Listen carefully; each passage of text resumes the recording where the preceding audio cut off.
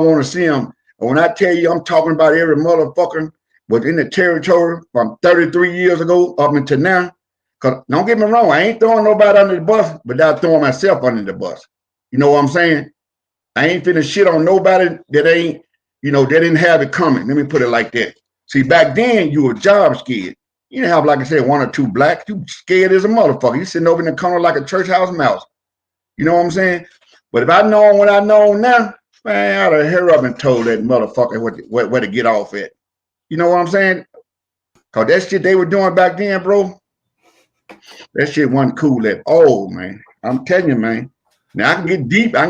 I can stay shallow. I can dig a 6-foot hole or I can dig a 2-foot hole, especially on Jerry Lawler. I like Jerry Lawler a lot. What about Cornette? Did you ever hear of him using those kind of words? I never was around Cornette. Be honest with you, I was around Jim Cornette maybe 4 or 5 times when he came to Memphis wrestling. Other than that, I wasn't with Cornette, man. I couldn't tell you. Don't nobody like him, I heard.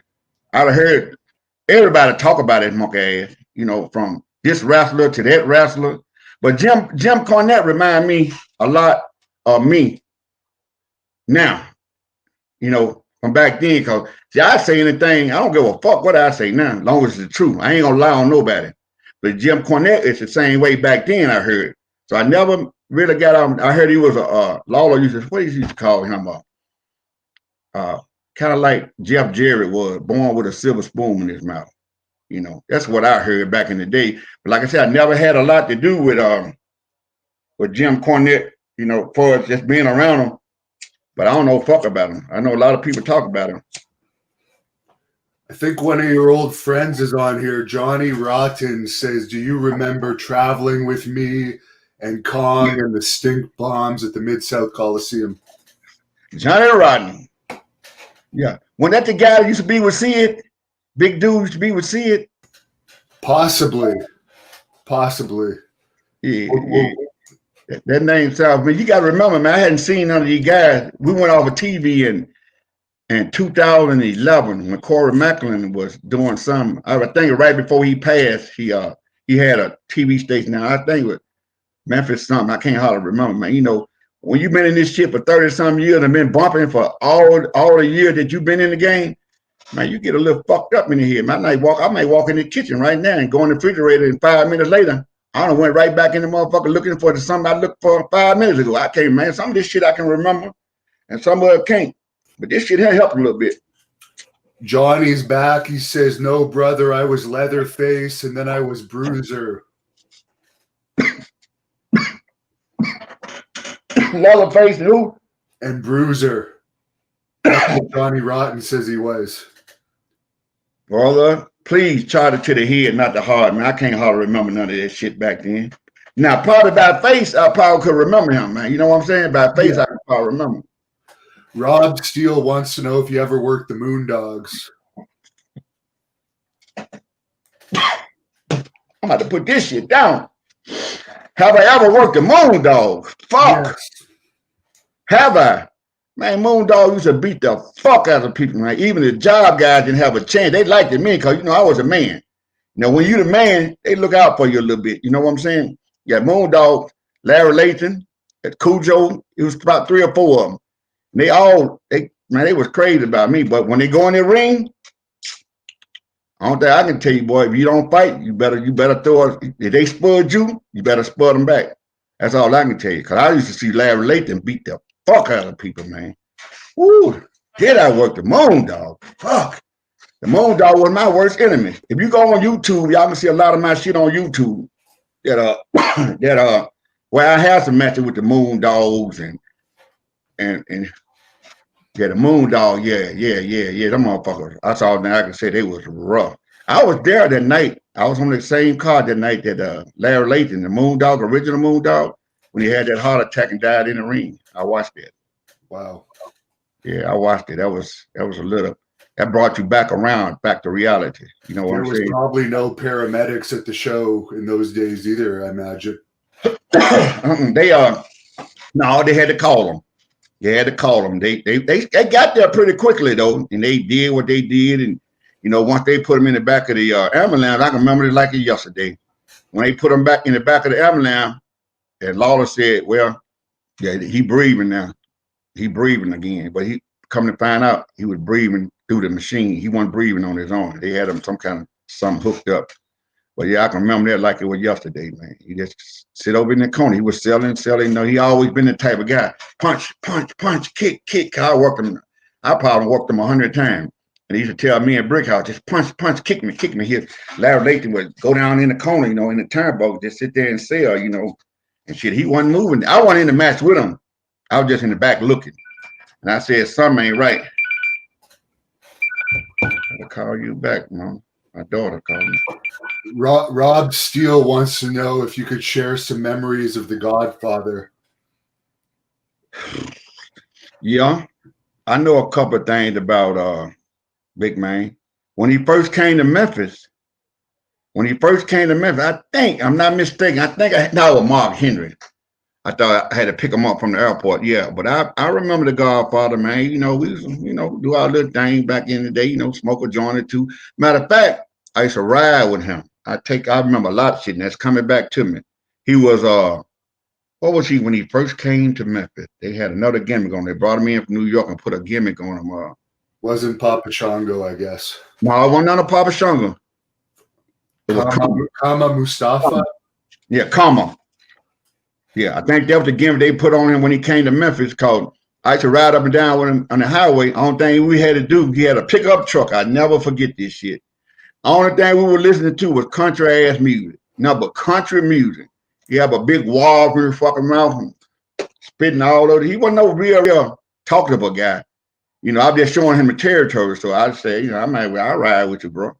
And I remember him not playing nothing but country ass music. I said, man, I cannot take this shit. I said that to myself, you know, because he's a big motherfucker back then. And I wasn't going to say nothing out of the way to make him mad and, you know, put me out on the highway. That's all thing we were doing. Ding, ding, had a big ass cowboy hat on. I remember that too. And the only thing I can remember was ding, ding, ding, ding, ding, ding, ding, ding, ding, ding, ding. And then just spitting in a fucking cup. I couldn't stand this shit. Yeah, that's the only thing I can remember about the guy. Other than he didn't steal my gimmick. New York put that gimmick on him. You know, I'm the first pimp. I'm the first motherfucker ever walked to the ring with white holes and black holes on my elbows and this and that and this. They stole that gimmick from me. Bruce Pritchard, monkey ass. Because that cocksucker never did like me. Because, you know, I was never a wrestler. I used to like talk shit and swallow spit all the time. So I'm going to tell y'all people something. Y'all may not know of Reggie. Y'all might know about Reggie B. Phine. Some of y'all might have heard about me. But I'm the originator of the Pimp and the People Champion. So I don't give a fuck what nobody say. Even Charles should tell y'all this. I'm the first motherfucker that ever came to the ring with a fur coat on. First supposed to do down at WCW. And I always had two girls on my elbow at all times. Yeah, I used to be able to do a little slick pimping back in Memphis back in the day. You know what I'm saying? I'm a street man. When it comes to streets, you can't tell me shit. And all the boys back in the day would tell you I'm the first pimp that used to do the pimp gimmick, wear the fur coat, the gold chain. Go look at some of them old tapes. Pull me up on Facebook and YouTube and look at some of that old shit I did back in 91, 95, you know, shit like that. And you'll see who the first pimp was. And ever since they put that gimmick on him, because only thing they ever did, if you think about it, man, only thing they ever did with that gimmick, with the Godfather gimmick, was beat him. They beat him every fucking night damn near. I could have did that shit. I was 6'3", 280 pounds. Shit, anybody can sell. That's all the motherfucker did. Get you a little shine off the top and sell from there. But anybody that, like you said, that knows of Reggie B. Phine, I'm the first motherfucker to ever do that pimp gimmick. They stole that shit from me. They stole that shit out away from under me. And even I'm gonna tell you something else. I'm gonna get off the subject a little bit. I'm moving up a little bit, but the fucking Rock. Every picture I used to sign back in the day before he even came to Memphis. You look on any of them old pictures of Reggie B. Phine and see what's on the bottom of it. You'll see the People Champion. He said, I like that. I like that word, the People Champion. And next thing I know, that's what they started calling him in New York. Even when I was up there, man, he said, always fuck with me about this. I'm the People Champion. You know what I'm saying? I said, look at here, dude. I don't give a fuck what y'all do or what y'all say. That ain't, I didn't trademark anything, so I don't give a fuck. Y'all just making all the money. Y'all don't give a fuck about no low budget nigga like, low budget like me. So I don't give a fuck what y'all do. As long as I can finish making my money. I made more money than the average wrestler did in this game, especially in Memphis. How did you come up with the pimp gimmick, by the way? You said you were the first, and I do believe you were the first to portray that. You're telling the truth there 100%. People can look it up. But how did you come up with that idea? Was that part of your real-life persona? Yes, sir. Back in the day, Pimp, ain't no sense in me lying. I used to have 2 or 3 bitches work at the strip club. You know, back in the day, the only thing you can do is just go down there, pick up your money, and, you know, go get them and give them something to eat, give them a little food or something.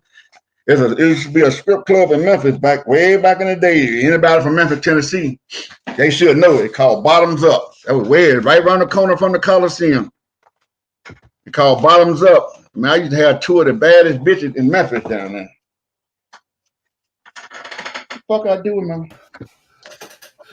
Yeah, you have 2 of the baddest. Man, one of the top people. 2 of the baddest bitches you could ever want to lay eyes on in Memphis, man.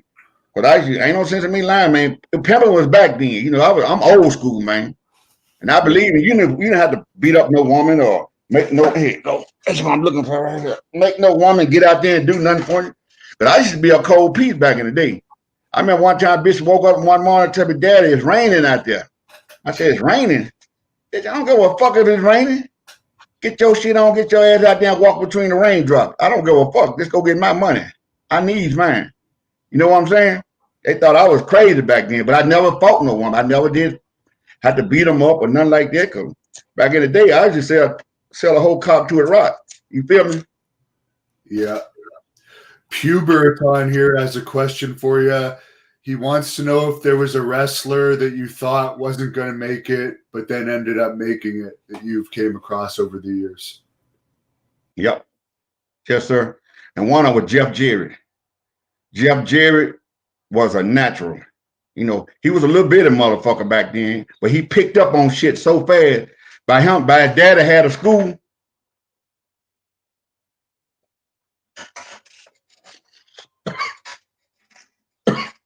By his daddy had the wrestling school.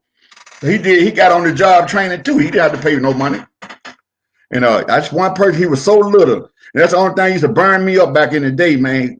I done gained 100-some pounds. Jeff Jarrett 175, 80 pounds. But you got to put them motherfuckers over. You know what I'm saying? It was a work back then. You know, Jerry Lawler and all them. Yeah, I done put Lawler over so many motherfucking times that I can tell you how many bugs was blowing in the Mid-South Coliseum every Monday night. Every night the motherfucker had me doing a job. Yeah, but Jeff Jarrett, the only one that really surprised me that made it was Jeff Jarrett. I knew The Rock was going to be a natural because we were married to him, me and, the wrestling tournament that most of the boys know. We was married to The Rock and Bart Sawyer for about 2 or 3 months. And I knew he was going to make it, you know. Michael says, how was Brickhouse Brown in real life? He saw a shoot with him where he sounded hilarious, and he's wondering if he's really as funny as he appeared. Yeah, that's my boy. That man, I get a little, fucked up about that when I talk about Brickhouse. Brickhouse was he gone home now, but I was around him for 33 years. He the one really broke me in his business. We was around each other all the time. But Brickhouse was one of the lionest motherfuckers you ever want to meet. Would give you the shirt off his back and then take no shit from nobody. Cause we started off in this shit, man. Me and Brickhouse used to get so fucked up, man. I didn't get in the gang until like when I was 28 years old, but Brickhouse was already doing this thing, you know. I'm the one introduced him to Primos and the Rocks, and he was just smoking them. Back then, the boys had a lot of powder, you know. Everybody in their mammy come to the building, motherfucker. They doing their shit. But Brickhouse was back to the question, but Brickhouse was one of the funniest man you ever want to be around. But when he got serious, you didn't fuck with Brickhouse. You rather, man, you see Brickhouse Brown in a fight with a bear, you rather help the bear. Because that little motherfucker did not play. And would tell somebody where to get off at too. Because I know he used to be bad to Eddie Marlin, the old promoter. Eddie Marlin used to tell him what to give. He got into it with Doug. I done seen him get into it with a lot of different people, but didn't nobody fuck with Brick. Him and the Dirty White Boy was one of the coolest motherfuckers you ever want to meet. But Brickhouse was a funny, lying motherfucker. Only way you can tell when Brickhouse telling the truth is when you right there in front of him and it happens. I know my boy, he gone home. I can talk about him. Cause he just like a brother to me. I wouldn't lie to you. I lie for you before I lie to you, bro. Brickhouse Brown wasn't nothing to fuck with, man. I love me some Brickhouse Brown. Even though he was wrong with his 2 left shoes, but I used to be right there with him, right or wrong. Cause every time he did something, like when we got in the game, we smoked weed, we drank liquor, we drank beer, we drank wine, we snorted cocaine, we smoked cocaine. Well, I never did hit the pipe. Brickhouse, he used to hit the pipe all the time, but I didn't hit the pipe. I used to primo. I used to put mine in some weed and shit and same thing, smoking is smoking. I don't give a fuck how you do it. But that's all we did every fucking night. But one thing we didn't do is go in the ring high. Well, I take that lie back. I just smoke a lot of weed. But for us, the heavy drugs and shit, I didn't do none of that shit going in the ring. And when I used to take care of all the boys, I was a man. Ain't no sense of me lying. I'm here now. I ain't gonna throw no rock and hide my hand. Motherfucker throw a rock and hide the hand when we get caught. I ain't that man. I ain't gonna do it like that. You know what I'm saying?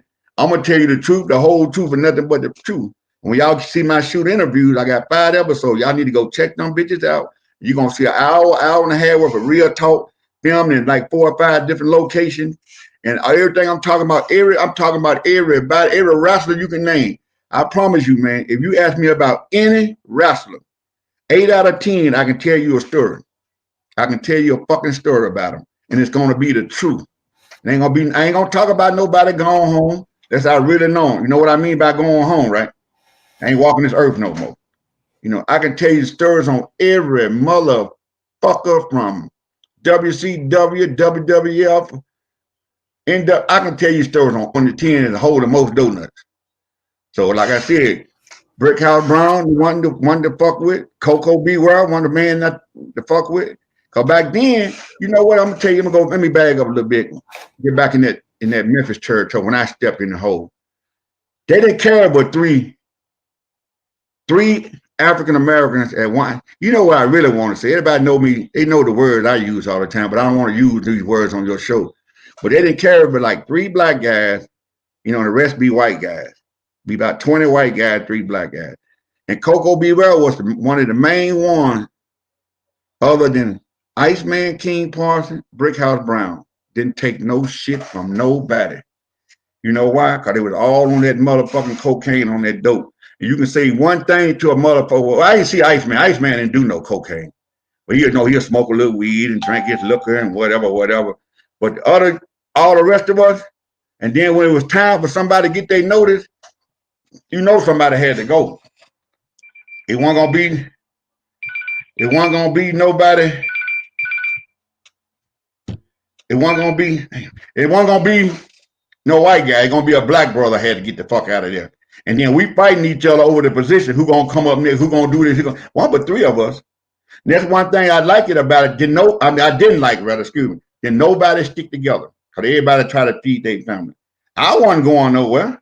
How y'all go somewhere and I'm serving, I'm keeping the promoter fucked up. You wasn't gonna get rid of me. They couldn't go to the hood and get no dope. Shit, I come there with it. I never got caught. I almost got caught one time. It's a funny, true story. I almost got caught one time. We were wrestling at the Mid-South Coliseum or somewhere we were wrestling. And I used to keep all my dope. I keep it on me because, motherfucker was steal back then. Motherfucker go in your bag and all that shit. Motherfucker steal back then. But I used to keep all my dope on me at all times. So this day, after we got through wrestling, I had a hat just like this. This is a true story. Some of the guys can remember back in the day. They'll tell you, under the hat, you got a lid. You know the little lid part under here? Under this part right here, this little lid part.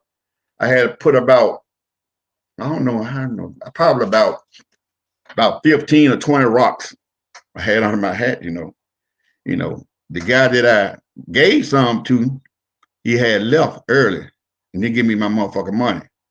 Soon we got through wrestling, he didn't give me my money. And I said, Lawler, where is such and such and such? I don't want to call his name because he gone home. He not here to defend himself. But he gone home. And he said, He said, oh, he just left. He been gone. No, he said he been gone about 10 minutes. I said, ain't that a bitch? So I said, ain't that a bitch? So I had my hat like this. I took my hat. I said, damn. Hit it down on my leg. Man, about 15 or 20 rocks just went all over the floor. I'm on the floor like, picking them up like one at a time, picking up. And Lawler said, what's that? I said, oh, man, I'm my sugar pill. He said, sugar pill? I'm a diabetic. I've been a diabetic for almost 35 years. So I take 3 shots a day, but I told him that was my sugar pill. He said, you must think I'm stupid, don't you? Somebody told me that you were selling dope. Them like some fucking crack rocks to me. He didn't say rocks. He said crack rocks. I said, crack? No, man, I'm still down there picking the motherfuckers up one by one. He said, man, they're like some damn crack rocks to me. He said, get that shit and get the fuck out of here, man. Don't you come back no more. I said, man, you making a mistake, dude. I'm telling you, sugar pill. He said, man, he said, he didn't call me no N-word that night. He said, get your monkey ass. Somebody said something to that term. Get your ass out of here. He said, you fired, and I don't want to see you no more. About 2 weeks later, I'm doing something on the phone ring. Cling, cling. Hello? Reggie, King here. Can you make Jonesboro tonight? I said, yeah, I can make Jonesboro. That's how fast he got over that shit. That's the only time I got caught selling dope. And I know I did that shit for fucking 30 years in the business. Easy. A long story short, tips you $2. He says, did you ever wrestle outside of the U.S.? Never. Never been nowhere, man. He had a lot of haters. A lot of motherfuckers hated on me. I never been a good wrestler. You know what I'm saying? I never been a good wrestler. But man, I got every fucking story that you want to hear, dog. I got every story you want to hear. I had one chance, but one thing I didn't like to fly. I'm from the hood, man. Black people didn't fly back in the fucking 80s, 90s. I didn't get no fucking plane. That's the only reason it stopped me from going to Puerto Rico. Somebody, I think King Mabel was trying to get me to go. He could have got me booked over there. And I said, how long is the flight? He said, oh, it's probably about 6 or 7, 8 hours. I said, hell no. Shit, the first time I got on a plane, it was 30 minutes from Nashville to Houston, and I almost shit on myself, sweating. I said, oh, no, I can't do that. But now I don't give a fuck. I get on one quick now. But no, I never did go out to the U.S., brother. Danny Jacob, one of our The Hannibal TV members, asks, do you have any dirt on Bill Dundee? Not until this year, man. Now you talking about my favorite wrestler? One of my favorite wrestlers? I can give you an hour worth of Bill Dundee if you want it. Hour worth of Jerry Lawler, an hour worth of Dutch Mantel. But Bill Dundee, I love me some Bill Dundee. I talk to him at least once a month. I just got on the phone with him a couple of days ago. But what kind of really disturbed me about when Jerry Lawler had his 50th wrestling anniversary, he was up there, and I had seen Teddy Long say something about on a shoot interview, and he said Bill called him the N-word like 30 something years ago when he was first getting into business. He called him an N-word in the middle of some town down in Texas, somewhere in Texas. And he said Bill Dundee, Teddy Long was the referee then. And he said Bill Dundee was trying to break him up in the corner. He said Teddy Long said, this motherfucker called me a N in front of everybody. He said, N, get your effing hands off of me. And the whole building went like quiet. And that's kind of, when I heard that, I didn't really believe that shit. So I went to Bill. I said, Bill, did you remember calling Teddy Long the N-word back in the day? Oh, yeah, mate. Yeah, mate. I did, mate, because I was full of that shit. And he always called me mate. I was full of that shit probably. And, being young and arrogant, like every other promoter was back then, they used that word real loosely. He told me about a lot of people that used to say that word. And so I went around the corner. They were signing autographs and everything. Bill was on one end, Teddy Long was on the other end. So I went around there and got Teddy Long. It's a true story. I went around there, it's about 2 months ago. I said, Teddy, come here for a minute, man. He said, what is it, brother? I said, I want you to come and go around the corner with me. So I took him around the corner where Bill Dundee, because Bill up there a little bit. He's 77 years old, and his mind is coming and going. They say he can be with you for 30 minutes and don't know who he is the next 10 minutes. But, it's come with, age. But I took Teddy Long around there, and I said, Bill, You got something you want to say to this man right here? He said, what, man? I said, I heard you call him the N-word like 30 years ago. He said, I think I did. Yeah, I remember saying that. I said, don't you think you owe this man an apology? With no hesitation. Bill Dundee said, Teddy, I'm sorry. Would you accept my apology? And Teddy said, yeah, no problem, Bill, no problem. Shook his hand and went on back around the corner. But that's the only thing that I can tell you that I heard about Bill Dundee that I didn't like. Other than that, that man can do no wrong with me. I love me some superstar Bill Dundee. Now his retarded ass son, that crazy motherfucker Jamie. Whew, that's a horse of another color right there, brother. Now you need me to get on him. That would be a good interview to record of you talking to Jamie for a few hours. You won't want to hear that. I'll be every N in the book. You hear me? He'll call me N about 100 times. And I can't do but laugh. Because he back then he was smoking that crack like a motherfucker, man. I used to get his whole check every week. I get his money. That son of a gun, man, would smoke all day long if you give it to him. And every word came out of his mouth was the N-word or white M off. You know, there's something wrong with that boy. But nobody fucked with him because he was so little. And everybody know that he was fucking crazy. You know what I'm saying? Didn't nobody, he used to call Brickhouse the N-word. He used to call me the N-word. He called everybody the N-word. But then nobody messed with him. I heard he was in WWF and called Kim Shamrock the N-word. But he was fucked up on them summers and, you know, boy, we got to get that interview. I can get that done. We got to get that done one day, man. Oh, I talked to him about 2 months ago, too. I'm surprised he even made it. I'm surprised a lot of these guys out of USWA, out of Dallas, that made it through this drug thing, man. Cause brother, that's another subject right there. Next time you get me on this motherfucker, I'm gonna tell you if you bring me back, I got some shit, man. That, like I said, brother, one of they made it through this shit, man. You know what I'm saying? So a lot of motherfuckers went home fucking with the pills and cocaine and steroids and all that shit. But a lot of us made it through.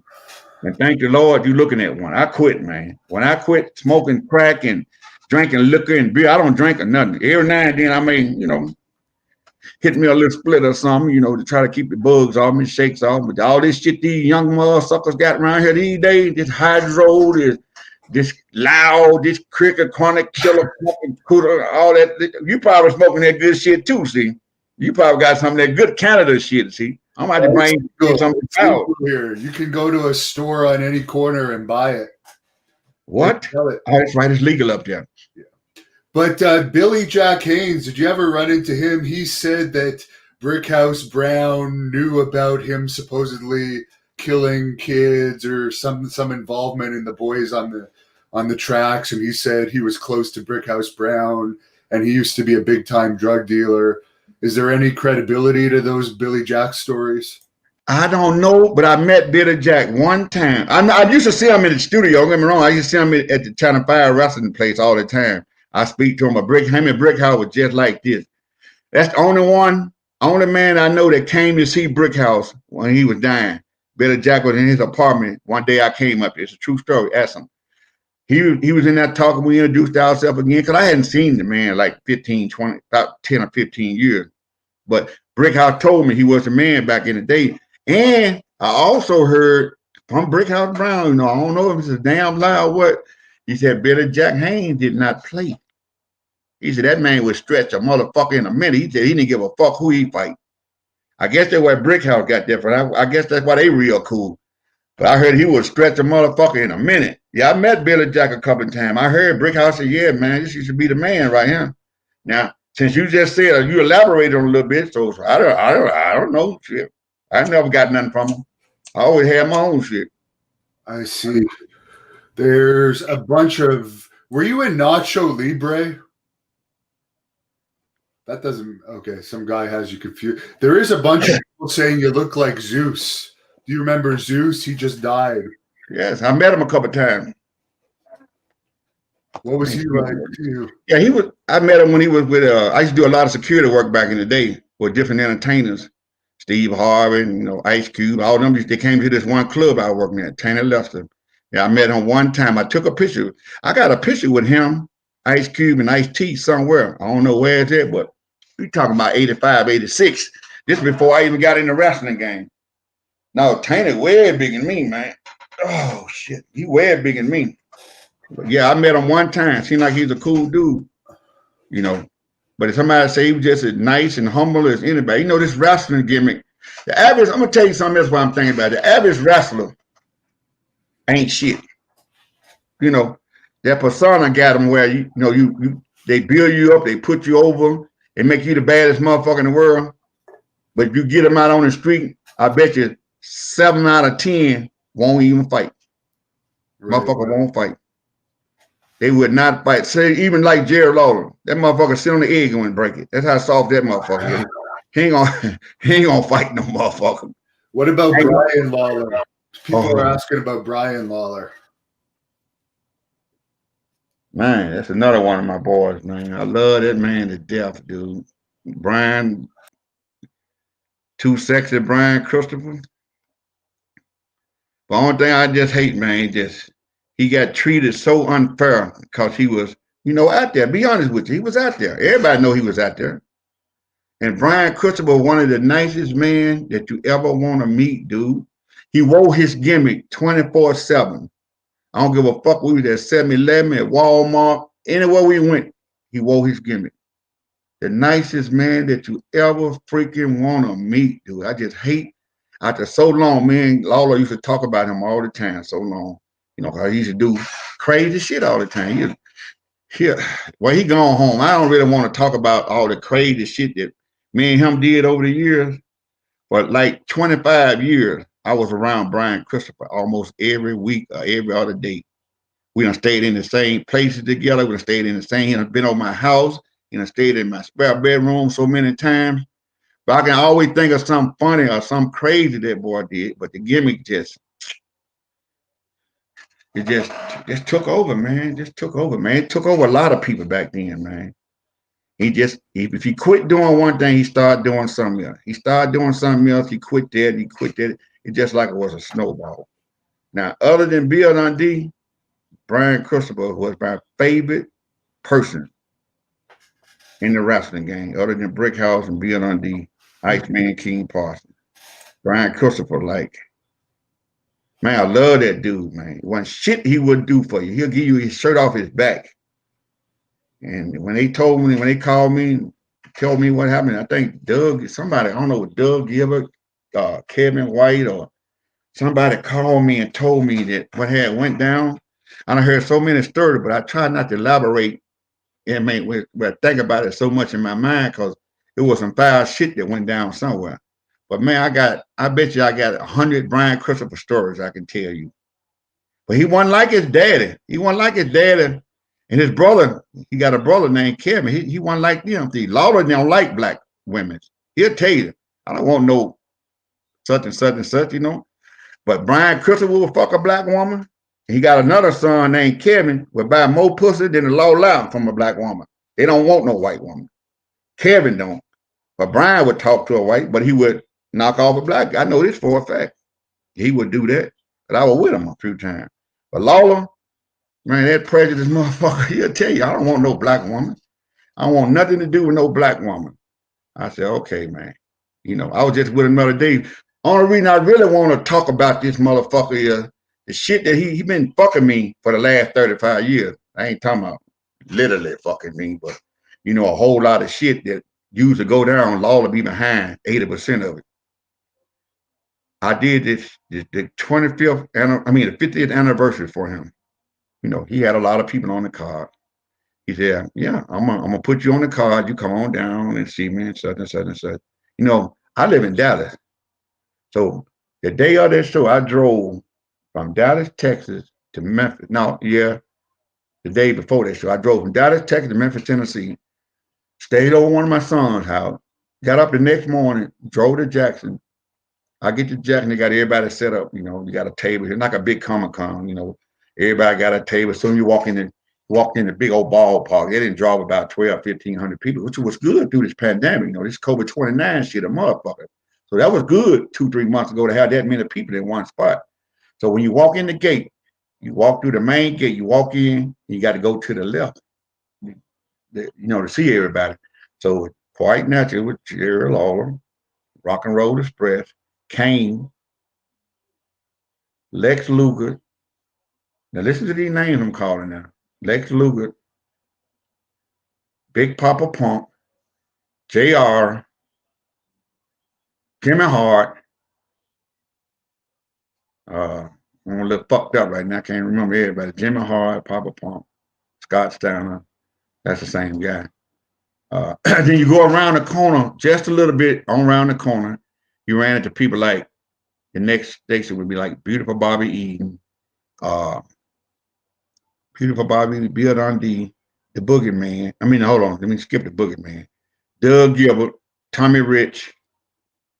All right, then you start seeing people of color. Way around the fucking back. Like you come in on home plate, you go around on the back, down in the outfield, you see Teddy Long, you seen the Boogeyman, you seen Coco Beware, you seen Reggie B. Phine, you seen Tony Atlas. It may have been somebody in the middle of that, maybe Randy Hill or somebody in the middle of that scenario. But anyway, the point I'm trying to make, everybody was making, getting people to come to their table, taking pictures and all that shit. But I walk around there, got some autographs from my grandson on the white end. Jerry Lawler had so much money in a bag that motherfucker said he been signing autographs ever since 3 o'clock. And the show started at 7:30. He had so much money in his wrestling bag, the little thing that he had his money in, he couldn't even close it. Make a long story short, I watched everybody and their mammy get an envelope. This is what got me pissed off about Lawler. Everybody and their mammy, I watched them. I went down to the dressing room after the the autograph signing and shit closed. So I'm going in the dressing room where everybody else is. I'm watching Burt Prentice. I don't know if y'all ever heard of that fucker. He passing out envelopes. I'm talking about Coco, you name them. Everybody was getting a white envelope, even the guys that even wrestled. So I didn't say nothing. I was just looking. I was just observing shit. I mean, giving everybody they pay.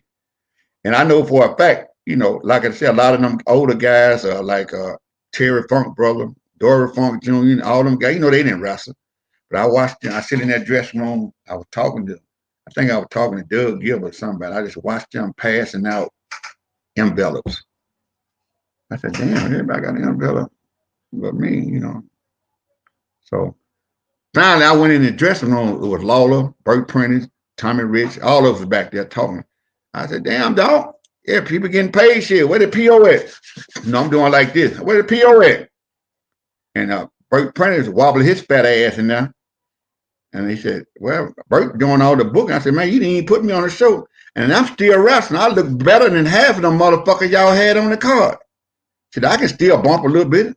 I try to stay in shape. I can still bump a little bit. He told me, well, you weren't initially supposed to be on this card. Jerry just told me to give you a table. He threw all the heat right on Lawler. Lawler sitting up there like a fucking stooge, ain't said a word. I said, oh, okay, man. So I done drove all the way from Dallas. I got me a room. No, I got a room that night in Jackson. I had to get a room that night because I wasn't going back to Memphis. I was going to cut across on the other side. So long story short, I'm the only motherfucker that didn't get paid. Basically, that's what I'm saying. And everybody else got paid. I done seen envelopes go to everybody. And I said to myself, I said, man, what's up, King? Shit, it ain't like I need it. Shit, I made probably about fucking, probably about 1,500 that night in gimmicks, I ain't talking about no fucking pictures neither. Because I knew who was going to be there.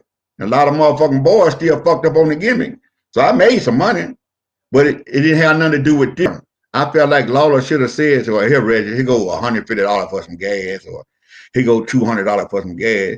Because I did that for him. And I probably told him, man, I don't need that. You keep that, man. It's just the idea the motherfucker to offer me a fucking dime. And I seen him paying everybody else. That's why I said to myself, Lawler don't give a fuck about nobody. He never have gave a fuck about nobody. I remember things he used to say about his own kids and his own people. I remember shit back in the day.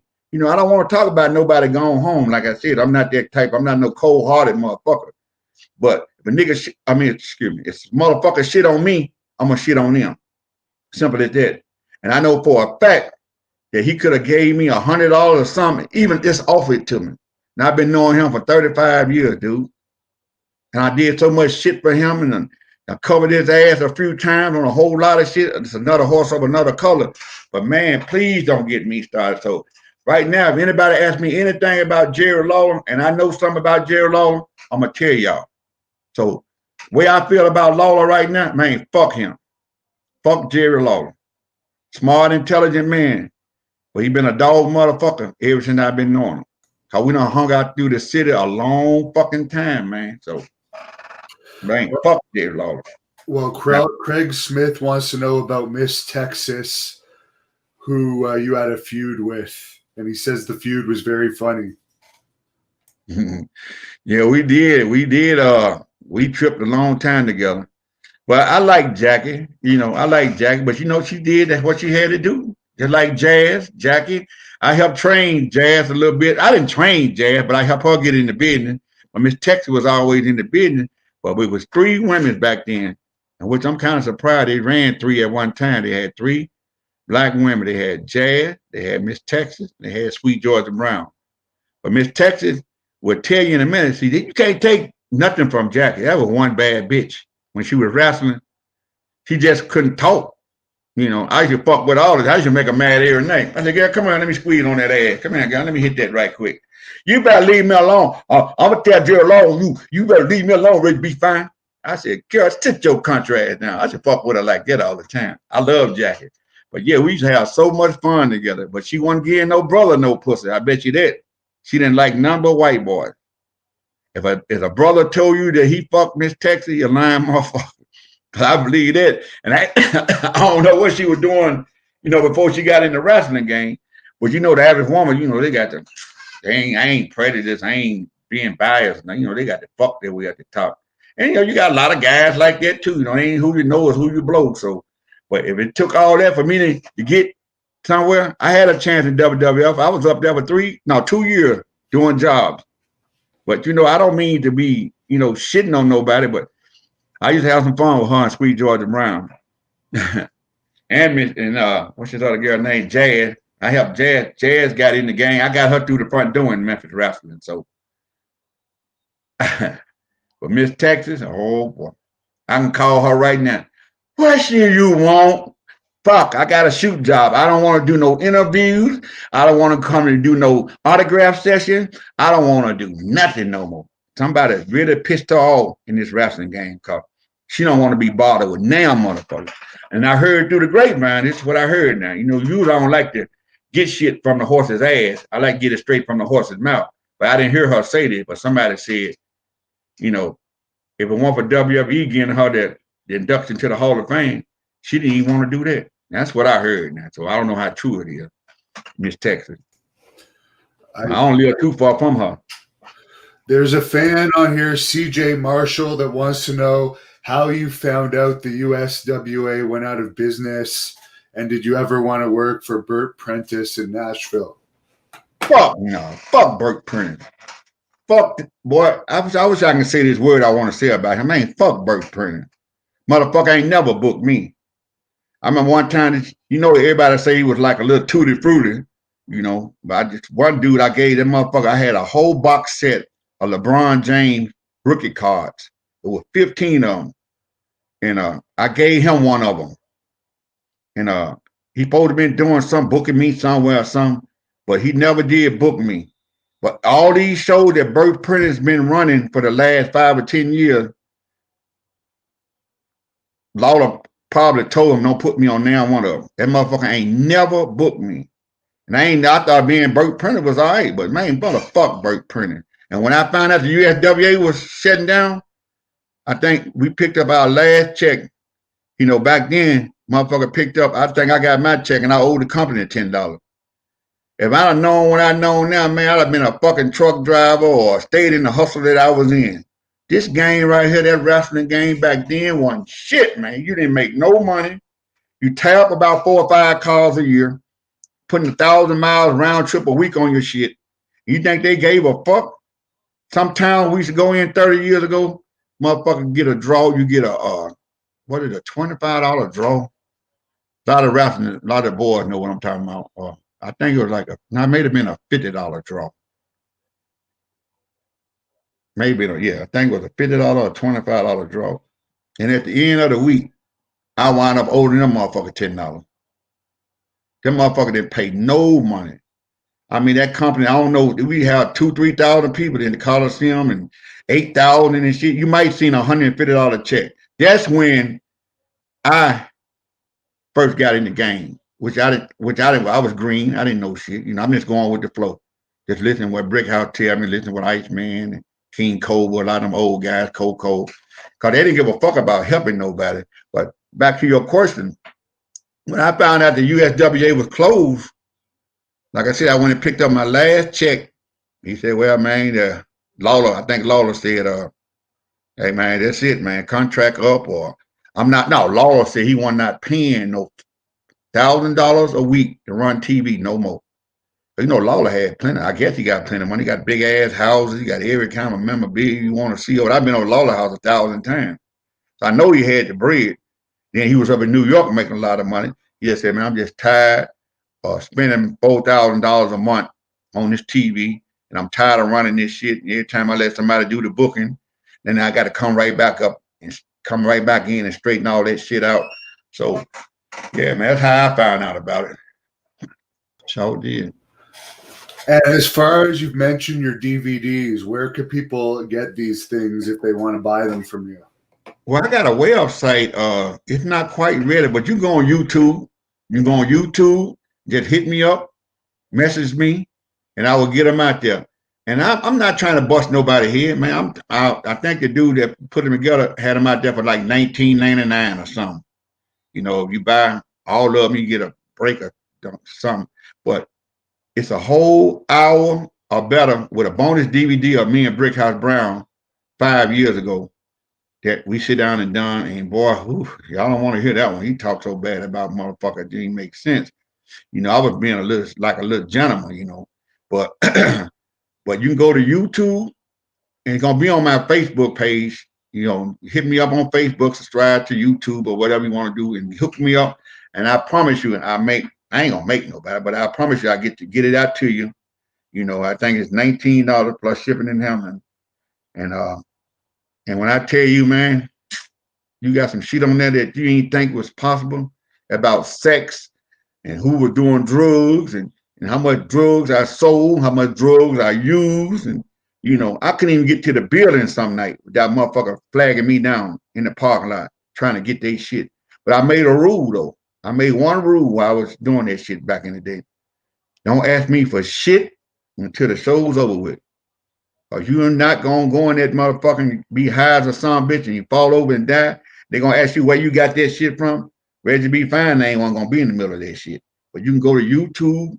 You can go to Facebook and hit me and message me or whatever, and I'll get you a DVD out to you. And now when I tell you the truth, the whole truth, and nothing but the truth, man, boy, I wouldn't lie to you. How long we been on, man? Because I'm still on my same little fucking piece, and you went through about 9 of them motherfuckers. Well, Michael Collins wants to know if you have any funny Dave Brown stories. He thought he was a good commentator. He was good, but he wasn't nothing like Lance Russell. I love me some Lance Russell back in the day. And when that man went home, but he was almost 90, so, he lived a long time. But he used to tell me, Reggie, one for you, some Saturday mornings on this TV show, I wouldn't even come. He used to tell me that you are so, where did you be coming up with all your material? Well, all the Lawler didn't give me. I just come up with just street shit. Like I ate Coco Bird one time. He thought that was the funniest shit he ever seen. You know what I'm saying? He played it. It's on YouTube. Y'all need to go back and look at that. But Dave Brown, man, you know what I feel about Dave Brown right about now? As I think back on a lot of shit. Fuck Dave Brown. Motherfucker, fuck him. So he said some shit to me one time. As I think about it, I was in the Coliseum days, and I did something. I don't know what the fuck I did. I was opening matches 80% at the Coliseum, what you call a curtain jerker. And I got thrown out of the ring and I did something. I think I knocked the bell off the table or something. And he said, you must don't like working here or something, do you? I said, what? He said, you must don't like working here or something. I said, man, what the fuck is you talking about? He said, he gave me one of them evil eye look, one time. But I never did have no problem with Dave Brown other than that. And he went back and I don't know if he told Lawler or something, but Lawler never did say nothing to me about it. But yeah, Dave Brown, we was all right, but I mostly liked it. Corey Macklin was real good. They didn't give him his props. But he got on the job training. He was pretty good. But Lance Russell was the best in the world. I love me some Lance Russell back in the day, man. I think about him too, man. I'm a sensitive guy too, man. You know what I'm saying? Ain't no because I'm big and old and I got a soft spot too, man. I help old lady cross the street and then rob her ass once we get across the street, but that's why the ladies love you so much. And Joe wants to know if you have any nightmare stories. Danny Davis and Ken Wayne? I think so. Oh man, I love me some Danny Davis. Oh, I love some Danny Davis, but man, motherfuck Ken Wayne, man. That motherfucker did about two things to me when I was coming up in the game, when you're green and shit. First, Danny Davis story I got. Danny Davis was so nice to me. He should try to help me pointers, do this at this time, Reggie. Do this, do that, do that. I love me some Nightmare Danny Davis, man. But his partner, man, fuck Ken Wayne. Motherfucker gone. But the first thing he did to me that I didn't care too much about, back in the day, we always carpool. They used to charge us about 30, 40 cents a mile, whatever you had to pay them to get where you going. Just chipping in on gas and everything. When we started drinking beer, I was drinking beer. We headed to Nashville, Tennessee. We headed to Louisville, Kentucky. I never forget that. We had been drinking all fucking day, and I got about to Jackson, Tennessee. I said, hey, man, pull over, man. Let me take a piss right quick. He could have pulled over on the side. I said, no, man, I ain't stopping, man. I ain't going to stop till we get on down the road a little bit. Don't you know that motherfucker drove another almost 100 miles before he stopped? Man, my fucking kidneys were about to burst. I couldn't even hunch over to piss in the back. I wasn't pulling my shit out in the back seat with 2-3 more motherfuckers back there. You know what I'm saying? So I held it till we got all the way on the other side of Nashville. When I went to stand up, get out the car, you went to stand up like this, man, I couldn't even, my body wouldn't even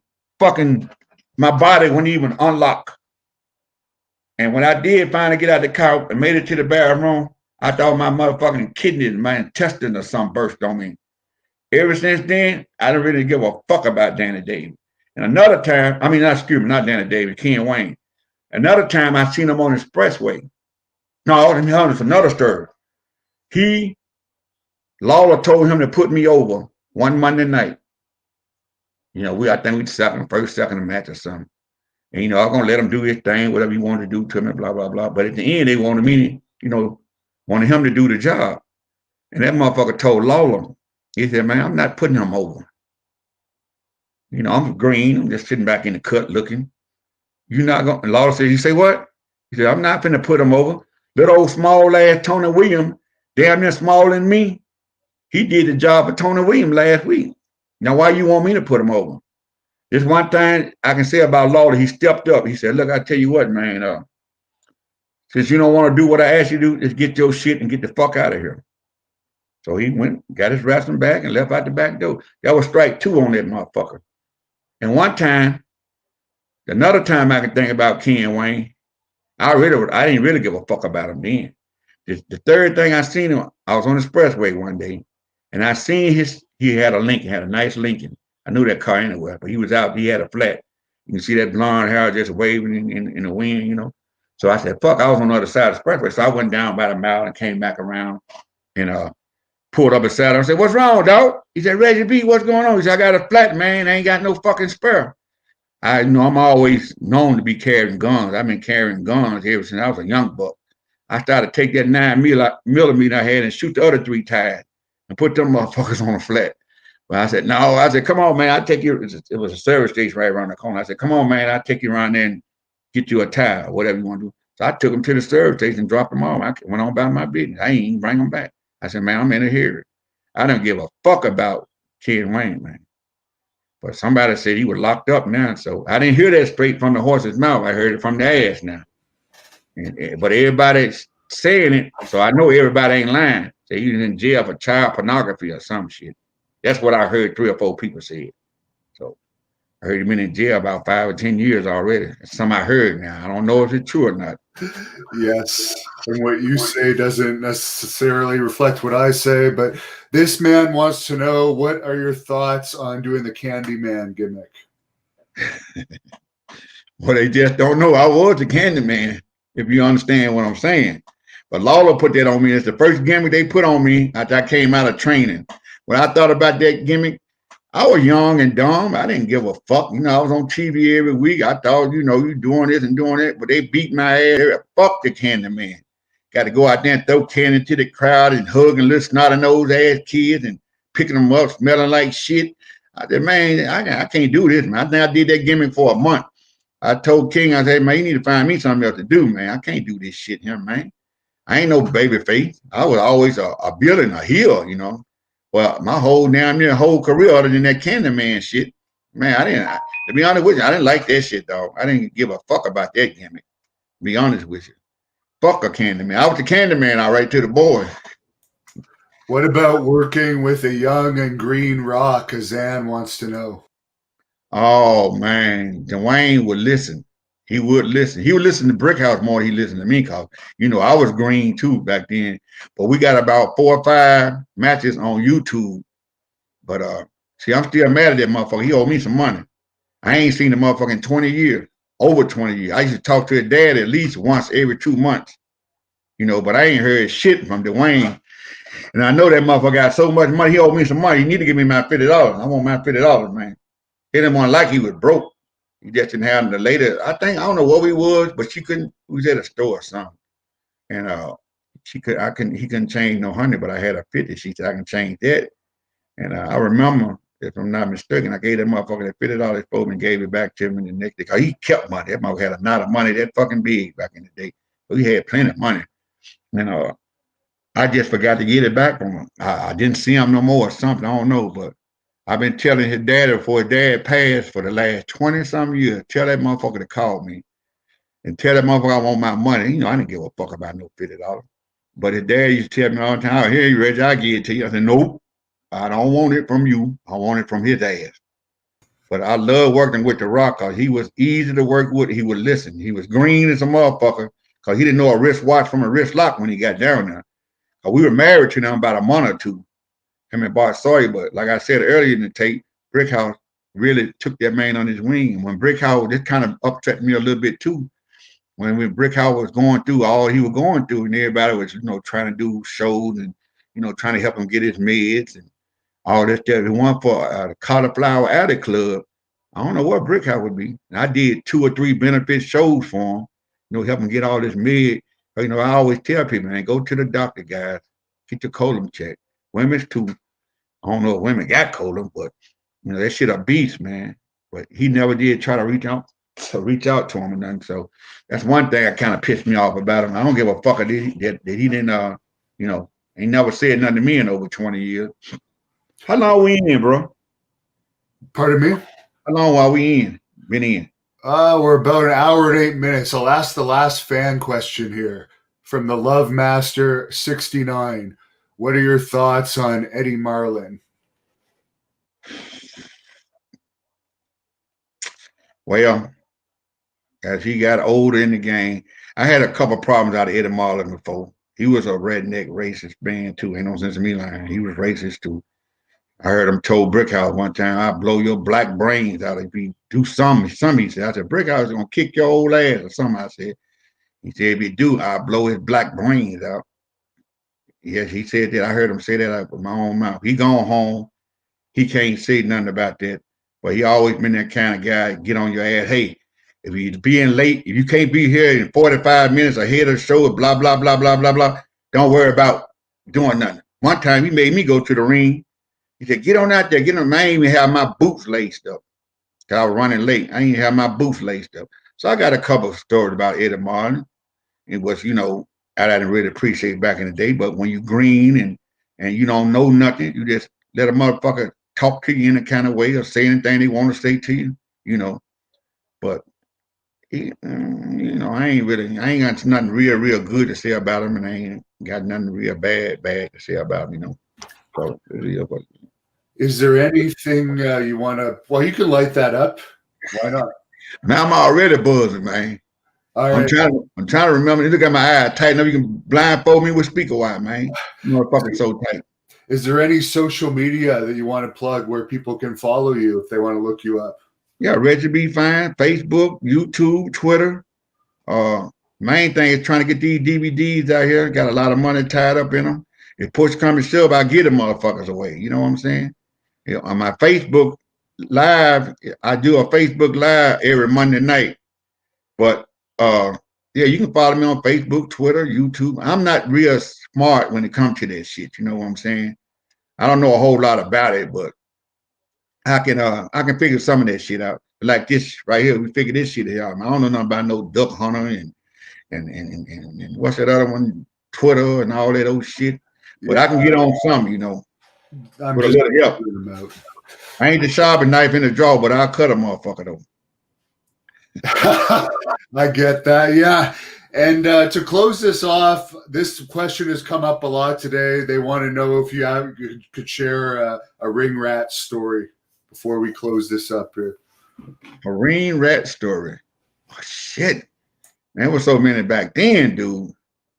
Woo, let me see what the worst one. I think the worst one who was the worstest ring rat? Damn. We used to have one back in the day on the black side. Her name was Pat. We used to call her Pat the Rat. That motherfucker would try to get in any hole that she could. I think Brickhouse wound up fucking her. I think Iceman, everybody fucked up with me. And she used to be at I don't give a fuck where we went, Maine, Nashville, and Jonesboro, and everywhere back in the day. She used to show up at every fucking, and there's another girl that crazy about Jerry Lawler. Let me talk about. She should be at every fucking show. She just didn't know Lawler didn't give a fuck about her. And she would buy crowns and $100 worth of pictures and crowns and all that shit. And Lawler didn't give a fuck about her. I can't think of her name. Now, for the black girl, now for the couple white girls I know was rats. I think they wound up getting into business some kind of way. This one girl, I can't think of her name. What was that girl name called? Sometimes you look up, you think the bitch on the card, then you see them so much in the same building that you've been in for the last 3 or 4, 5, 6 years. They be at the building just as much as you do. I cannot think of her name, but man, she used to be all over that motherfucking building.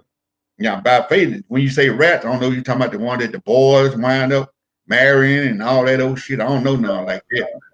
It's all good. Well, we appreciate your time. To wrap this up, you're a promo master. Do you want to close us off with some type of promo? Let me give you a promo right here. I can always tell y'all people one thing. When you hear Reggie B. Phine speak, I'm going to speak the truth. The gang is sold, not told. I lie for you before I lie to you. So any kind of time, anytime, any place, like my boy Brickhouse Brown say, bring it on, suckers, because there's going to be some thumping, bumping, some suckers upside their nappy ass head. Wake up Uncle Leroy, shake Mama Sue. Wait till Reggie B. Phine get through, because I'm a pimp, not a wimp. I'm a player, not a bricklayer. You know what I'm saying? I don't give a damn if you live in Austin, you live in Boston, Chicago, Idaho, Maine, Spain, Atlanta to Savannah. I've been all over the world pimping these hoes.